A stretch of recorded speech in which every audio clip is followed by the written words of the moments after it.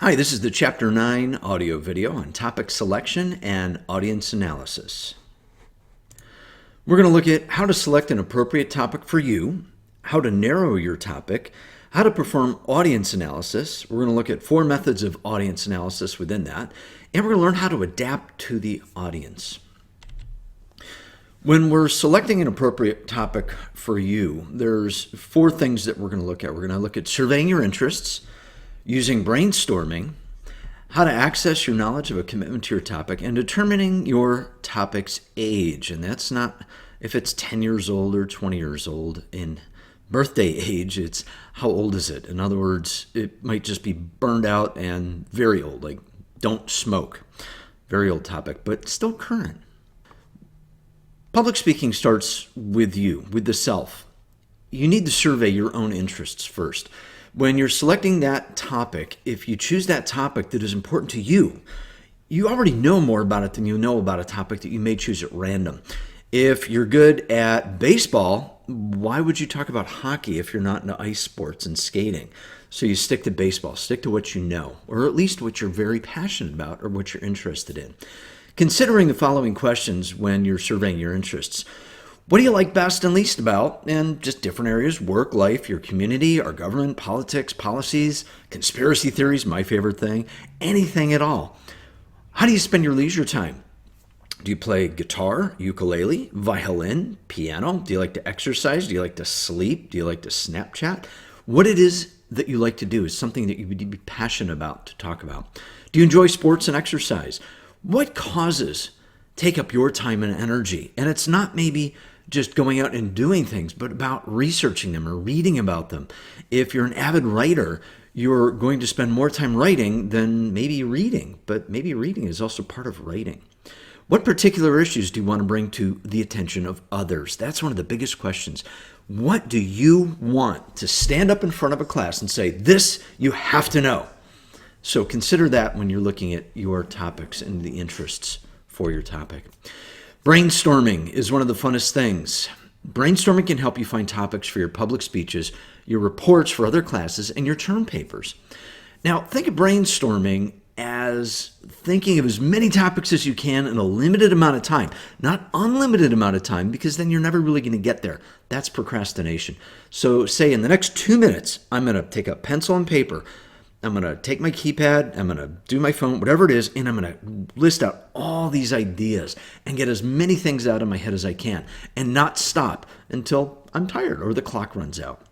This way you can select at least one of those topics later. Now, the trick is list as many ideas as you can. Select then the 3 most appealing ideas, then narrow those down to the one idea that most appeals to you. And the one that catches your attention is the one. Now, a warning on brainstorming. Don't judge each and every single idea as you think of it. If you think, I'm going to talk about putting pineapple on pizzas when I make pizzas. No, that's a stupid idea. That's bad, especially if you've been to Italy. They don't like pineapple on the pizza. So I'm going to talk about, I hear a siren in the background. Oh, so brainstorming. I'm going to talk about don't text and drive at the same time. But, oh, yeah, then, I better pull over now. You probably heard the siren anyhow. I'm sitting down. I'm not driving. It's just going with the background. So figure out these ideas, but don't critique them because it'll stop the flow of energy. Be very careful about that. Select topics about which you're well informed on, as well as topics that you're committed to. If you wrote a paper, let's say even in middle school, in elementary school, a project that you did, you went to Washington, D.C. in your 8th grade trip, and you think travel is very important for people, for young kids, then that is something you should talk about. This is accessing your knowledge of a commitment to your topic. So if you volunteer, let's say at a child care center or at a hospital, a library, or maybe a food pantry, do you work for a political party or a religious organization? Do you find a topic that you're committed to? Stick with it. Consider where and how you spend your time. If you're not volunteering but you want to, you can still talk about it even though you're not doing it because it's something that you want to do. It may be something you're going to do in 4 or 5 years once you graduate from college and you have the time and the money because you have a job to do something. So think of commitment. It's measuring of how much time and effort you put into a cause and talk about it. So you should know more about your topic than your audience does too. If your audience knows more than you, it may not come across too good. It's a good way to experiment with getting up to speed with people, but generally it doesn't work out. And historically in the past, most of my students know more about the topic than the class does as a whole. Determine your topic's age, and again, not the birth date, but topics, like people, live, change, and they die. Consider the age and development of your subject matter as well as the age and development of your audience. So if I'm going to talk to a bunch of 7th graders about physical education and how their bodies need to be nurtured by nutrients and minerals, and we need to exercise and put stress and stress, no, it's too complicated. Hey, everybody, run to that side of the gym, run back, great. Now let's jump rope and do, so you just go at it a whole different approach on this. Audience members may stop listening early when they hear yet another presentation on a common topic. Now, the problem is, what's a common topic to you? If it's boring to you to hear, is it really boring to the rest of your audience? It may just be that your school that you went to, let's say your high school, no matter when you went or when you're going to go or when you're still there, but it may be just at that high school. It may be a local phenomenon or a local topic that you're tired of hearing. Maybe kids are chewing tobacco at your school, and that's just a big thing. Well, maybe that's never been talked about at your school, but at the other school that does, it is really moldy oldie. Vaping, don't texting and driving. Hey, listen, this is you. This is your idea. If it's your idea, it's probably not overdone if you're passionate about it.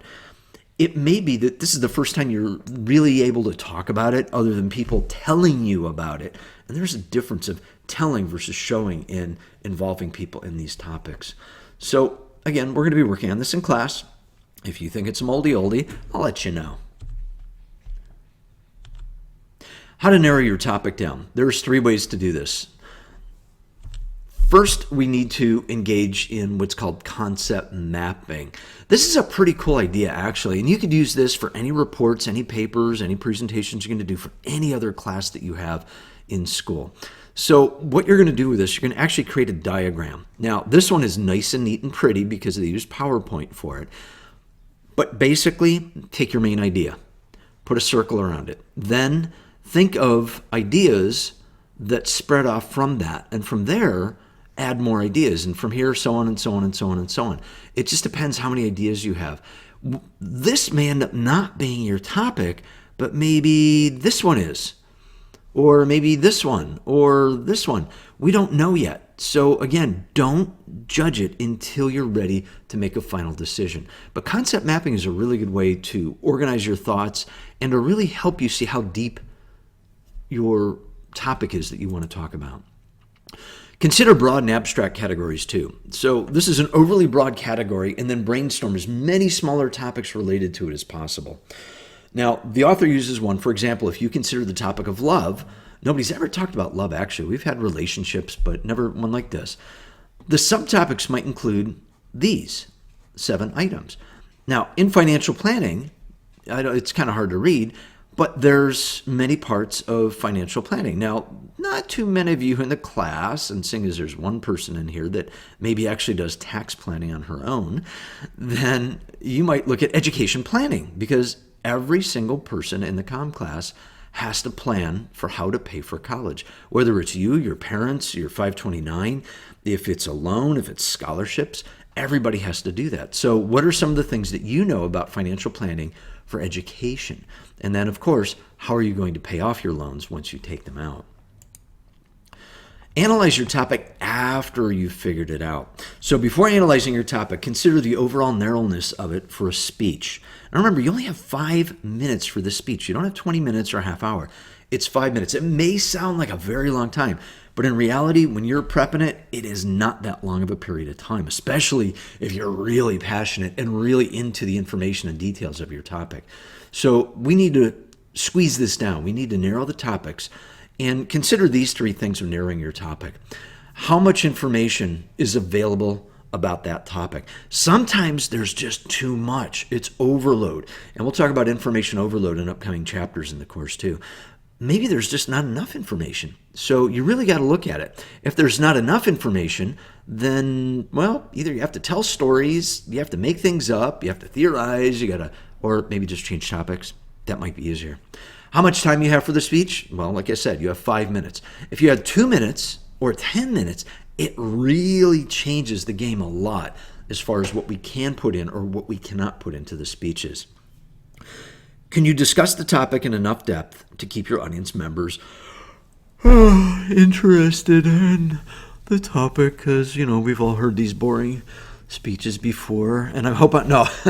So listen, if it's really dull and dry and boring, it probably is dull and dry and boring. All right, we've all sat through lectures that it is everything you can do from hitting your forehead on the desk from passing out and falling asleep.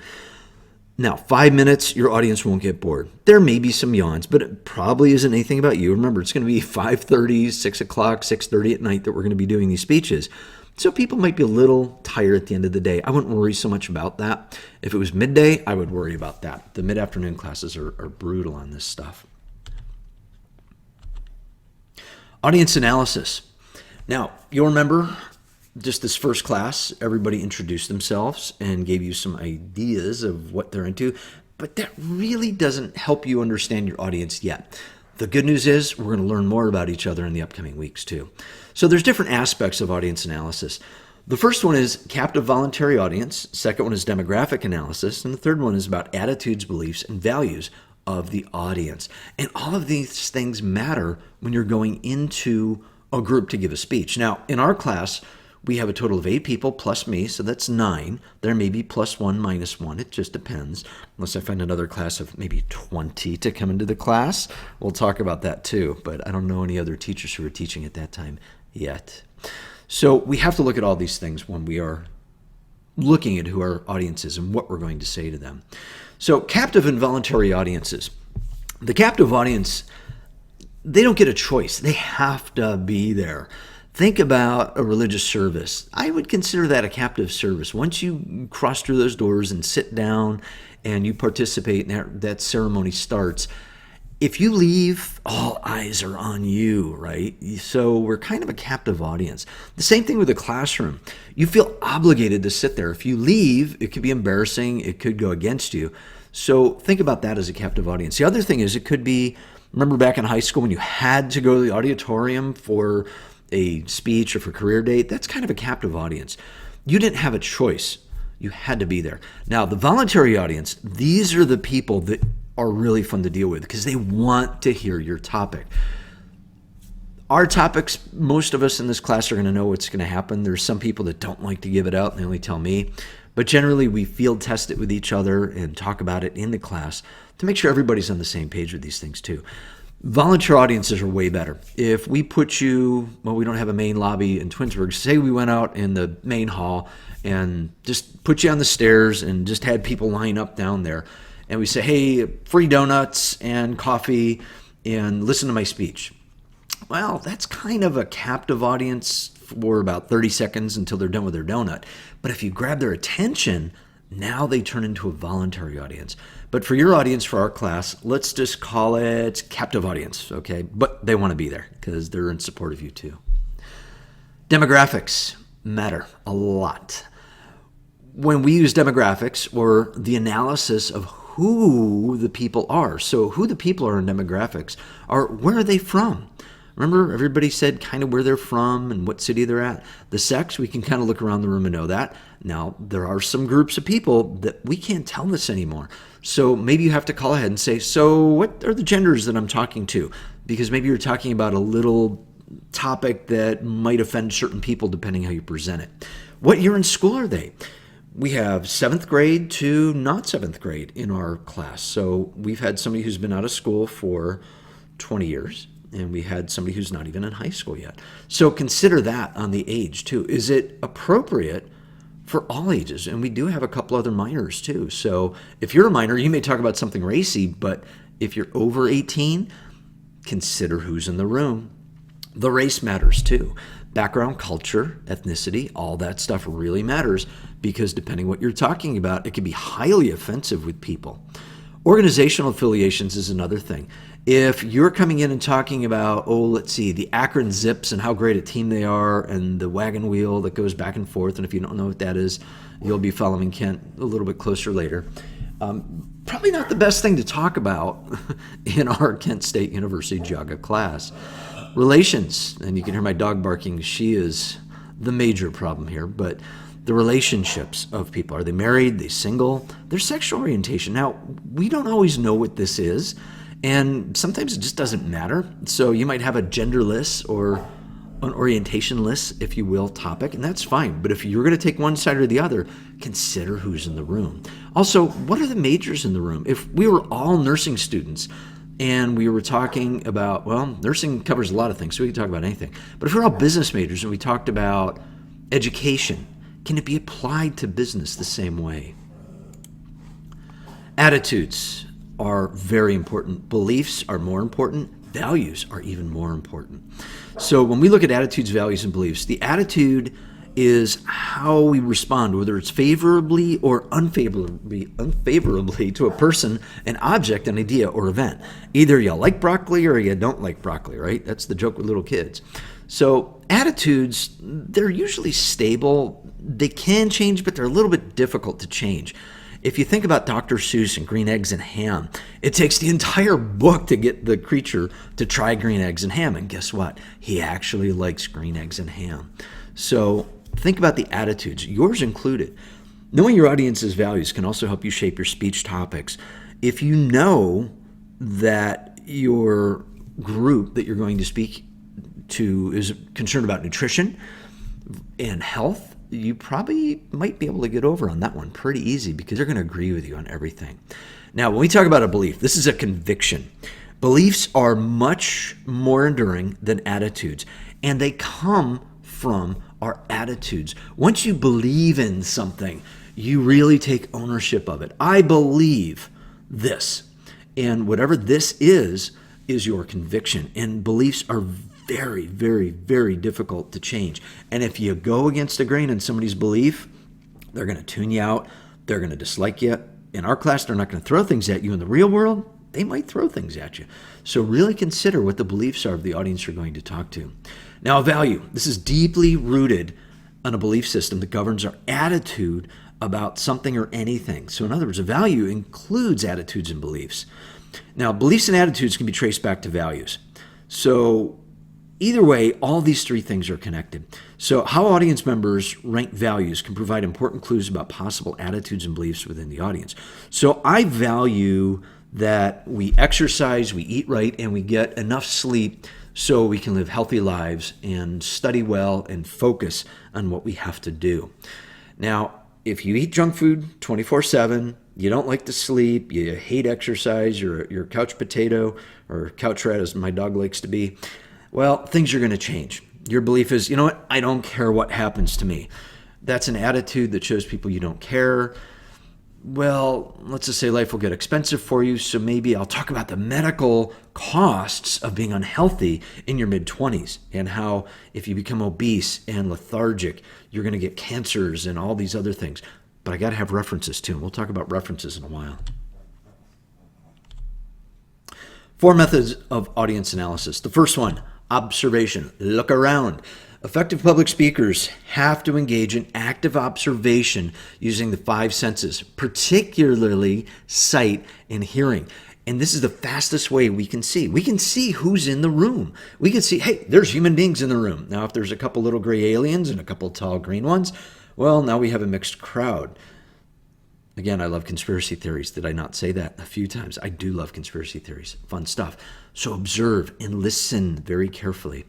Your classroom presents an opportunity to acquire all of the observational skills you need to develop a proper presentation, especially in public speaking. You will listen to more speeches than you will give in our class. Now, if there were 5 people in our class, it'd be still the same. If there are 3 people, it'd be a tie. If there are 2 people, we wouldn't have the class because they'd cancel it. So think about this. You're doing 1, listening to 7. Also, do you prefer speakers who come on strong or speakers who talk to you as an equal? In other words, I'm going to talk down to you. You're just a student and I'm a teacher. I have more education. You have to listen to me.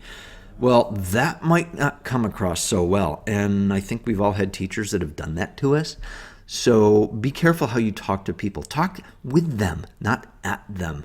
That's a fun concept to think about. When I'm talking to you directly, you're the only one listening. If I say, hey, all you guys and gals out there, how we doing today? That's kind of stupid. It's just you sitting at your computer or on your headset listening to me. So I'm talking to you directly. Do you like speeches about work, leisure, ambition? What is your audience like? Does your audience respond well to numbers and statistics? Some people love to throw out the big numbers. Big numbers bore people. We will talk about that later. But sometimes you have to have them because they really set the tone. They make a real serious point. How does your audience respond to stories and examples? Most people and human beings on the entire planet have learned through stories and examples. If you're just given information and not given a story behind it or an example of how to use the information's tougher. Let's take math for instance. I'm going to talk to you about quantum string theories. Well, actually, I'm not. I know about it, but I can't talk to you about it. But if I just throw out the information without giving you an example of where it could be used, you're going to be bored out of your mind. Now, maybe you never heard of quantum string theories. It's the new thing. Actually, in about 10 to 20 years, it will be mainstream math in our schools. So the future teachers are probably 3, 4, 5 years old right now. They're going to be experts. But if they don't tell stories and give examples, it won't work. So what impact do graphs and posters make? A lot. Now, posters are kind of passé. Let's just say a PowerPoint or Prezi presentation. They're huge. Think of this. A picture's worth 1,000 words.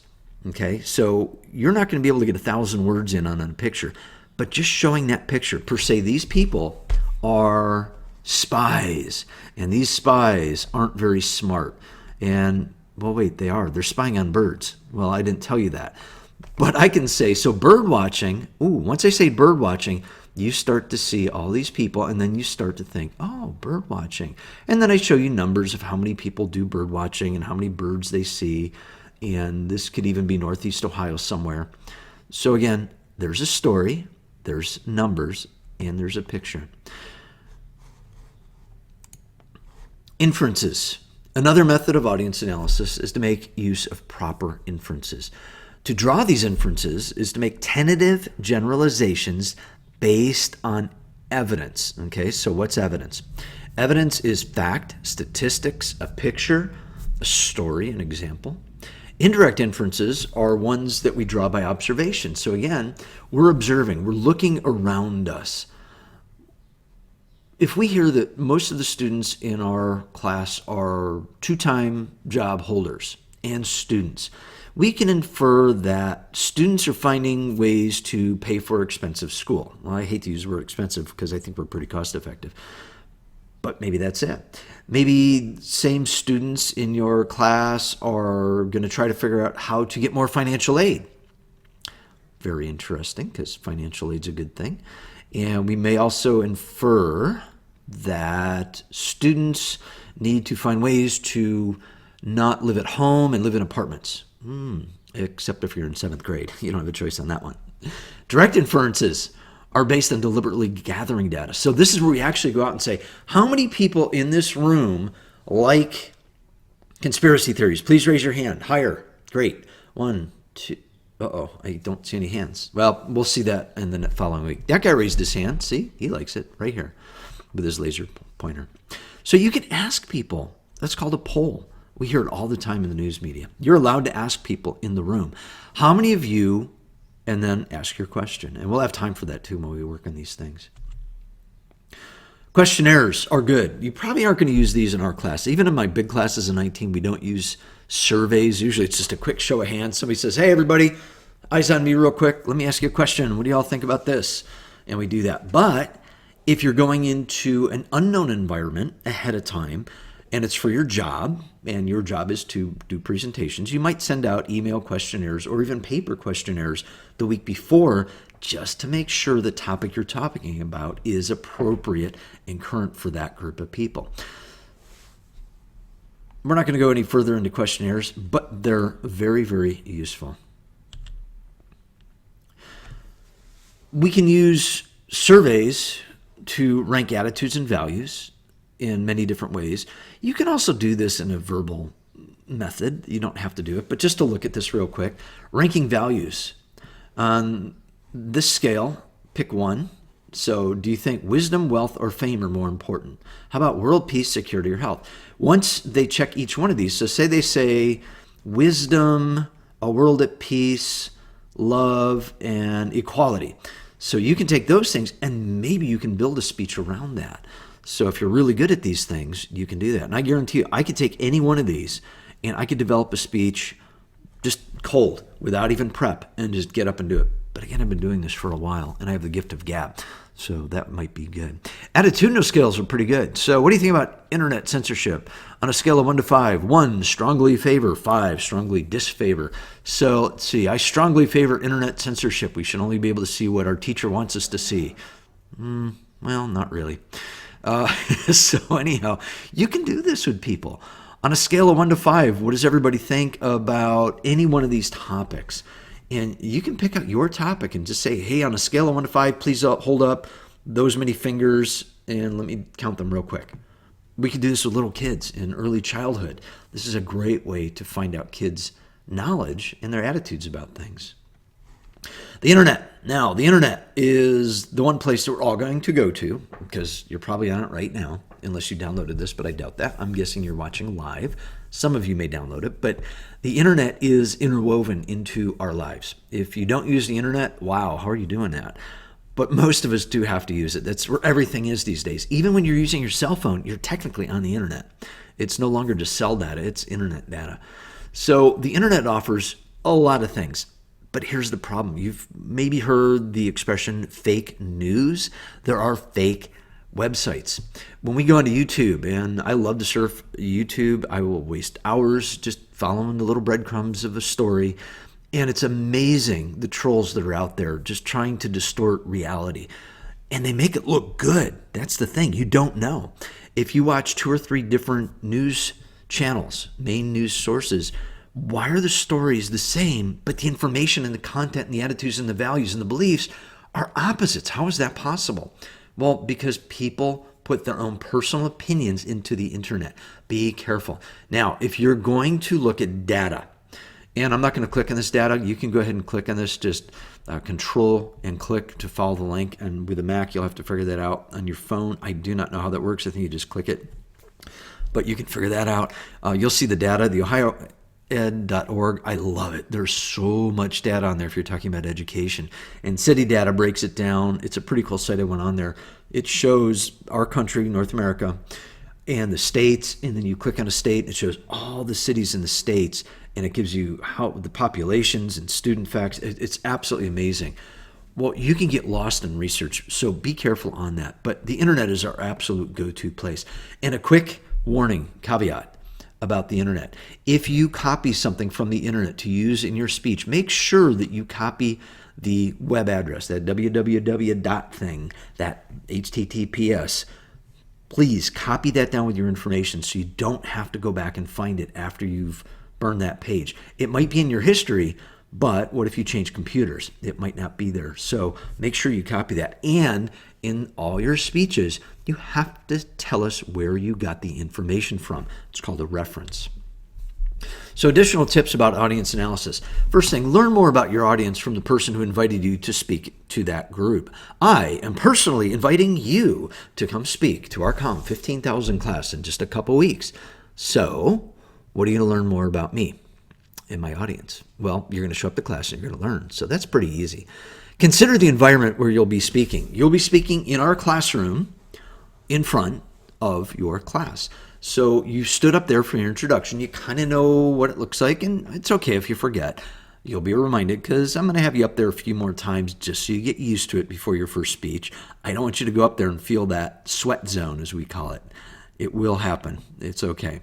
Emphasize the values and beliefs you share with your audience. Say, hey, look, I didn't know anything about this topic till I did a year's worth of research on this because I've become so passionate about this topic. It is so important for all of us to be healthy, wealthy, and wise, and blah, blah, blah, blah, blah. So tell that story. It's okay to do that. Say I. Usually when we write English papers, you don't say I. In a speech, it is awesome to say I because you know what? Leaders lead by example. So think of yourself as a leader in this and lead by example. See what you can find out about the background, the attitude, and the experiences of your audience beforehand, and then link those experiences to your topic and main points. Well, again, just getting to know people in your class is going to help you do that. In some environments, it's a little tougher to do. You might just be told, hey, you're going to go into room number 2 over there. There's 30 people in there. They're broadcast engineers, and you're going to talk to them about English dialect. And you are going to run out of the building because you have no idea what they're doing and what you're doing. But if that's your job, you're going to know it, and you'll be able to do that. Consider how similar or different you are to your audience, and then see if you can build on commonalities. In other words, build rapport with your audience. Find something in common. Hey, I'm going to help you. They're humans. They're college students. They eat. They breathe. They get in cars and go places. They shop. They look at the internet. They see things. They hear things. Listen to music. Read books. All kinds of fun things. So there's a lot of commonalities. But to find a real specific, you're going to have to ask and get to know people. Consider your relationship to the person who invited you to speak. Now, this one's kind of weird. You're the student. I'm the teacher. So let's not worry about that. But think about the real world. On your job, let's say I'm going to pick out lifeguarding, for instance. Lifeguard, you're going to go talk to 12-year-olds about pool safety because that's probably a good time to start learning CPR and AED techniques. You know, a 12-year-old doing an AED, I think it's possible. I don't know if it's legit yet, maybe 14, 15. But you know what? A 12-year-old is strong enough to help an adult survive when adrenaline is going. And some 12-year-olds are pretty big. So think about that. Who invited you? If it's the pool guard versus the city manager, if the city manager comes up to you and says, hey, you're one of my lifeguards, I want you to do this, maybe they've heard about how good you are and nobody's ever drowned on your watch. That'd be a good thing too. So think about those things. Adapting to the audience. Adapt yourself, adapt your language, adapt your topic, and adapt your purpose and thesis statement. Now, before we get into thesis statement, we are going to talk much, much more about that in future classes too. So adapting yourself. How do you look? How do you behave? And what do you say? You do not need to dress up for your speech. I don't want you to. If you feel more comfortable, do so. If you're coming right from work, you can wear your work clothes. It happens, okay? You know, it's the afternoon class. If people are working the afternoon shift, show up. Now, I don't remember anybody saying landscaping, but if we had a landscaper just came in, I know we had a guy that worked tree service. He changed his clothes before class. He would be smelling like gasoline and brush and all kinds of nasty stuff. So think about how that affects your audience. You can wear a t-shirt that says something. Now, consider what does the audience see versus what it really says. And you can use that as part of your story. So think about t-shirts that you have or any kind of clothing that you have. If you're talking about colleges, you can wear Kent State clothes or another college that has a specialty maybe in flight school. Oh wait, Kent State has that too. Or maybe law school. Maybe you want to go to Harvard. So wear a Harvard sweatshirt and talk about that.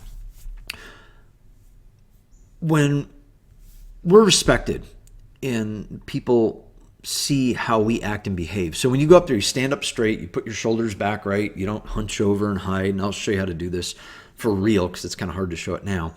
But that matters to the audience. They're going to remember things about that much, much more than if you wear something or do something different. Adapting your language is really important too. Your gestures matter, your movements matter, and our facial expressions really matter. I'm going to show you this in the week 2 class because these are really important things. I love to pick on politicians because I have some favorite politicians that do these really strange gestures with their hands. And when I show you this, you'll know what I'm talking about because you've seen people do it. Now, some people do talk with their hands. ASL, right? I'm not talking about those kind of people. And I've had an interpreter in my class that actually used ASL to talk to a gal who had no hearing. But we use our hands too much. Right now, I'm using my hands. Can you tell what I'm doing with my hands?